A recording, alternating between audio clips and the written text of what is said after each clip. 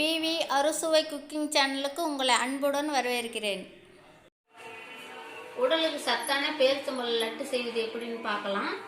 லட்டு செய்ய தேவையான பொருட்கள் 200 கிராம் பேரிச்சம்பழம், 20 கிராம் உலர் திராட்சை, 20 கிராம் பாதாம், 10 கிராம் முந்திரி, தேவையான அளவுக்கு ஏலக்காய், தேவையான அளவுக்கு தேன். இது செய்யறதுக்கு நமக்கு அடுப்பு தேவையில்லை. இது எப்படி செய்யறதுன்னு பார்க்கலாம் வாங்க. பாதாம், முந்திரி, ஏலக்காய் நான் இது மூணையும் சேர்த்து அரைச்சிக்க போறேன். இங்க பாருங்க, இப்ப நம்ம 3 பொருளையும் சேர்த்து அரைச்சி எடுத்துக்கிட்டோம். இப்ப நம்ம பேரிச்சம்பழம் கொட்டையோட இருக்கும். நம்ம கொட்டையை எடுத்துட்டு நல்லா பொடி பொடியா நறுக்கி எடுத்துக்க போறோம். பேரிச்சம்பழம் இந்த அளவுக்கு பொடி பொடியா எடுத்து நறுக்கிக்கிட்டேன்.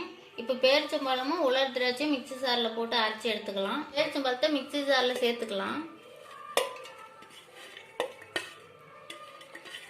இப்போ சேர்த்துக்கிட்டு உலர் திராட்சையும் சேர்த்துக்கலாம். இப்போ சேர்த்துக்கிட்டோம், நம்ம அரைச்சி எடுத்துக்கலாம். இப்போ நம்ம பேரிச்சம்பழத்தையும் உலர் திராட்சையும் அரைச்சி எடுத்துக்கிட்டோம். இங்கே பாருங்க, நம்ம இப்போ ஒரு பாத்திரத்தை எடுத்து நம்ம பாத்திரத்துக்கு மாற்றிக்கலாம்.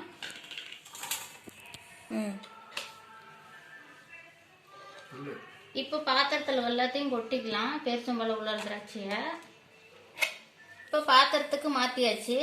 நம்ம அரைச்சி வச்சிருக்கோம் இல்லையா, பாதாம், முந்திரி, ஏலக்காய், இது மூணையும் அரைச்சி வச்சிருக்கோம். நம்ம இப்போ இந்த இதுலேயே பாத்திரத்தில் சேர்த்துக்கலாம். கொஞ்சமாக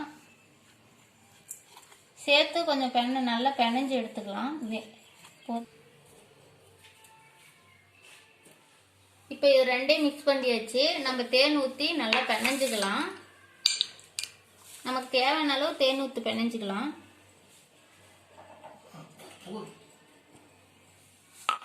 இந்த அளவுக்கு நல்லா பிசைஞ்சு எடுத்துக்கிட்டோம். கையில பிசு பிசுன்னு கொஞ்சம் ஒட்டும்.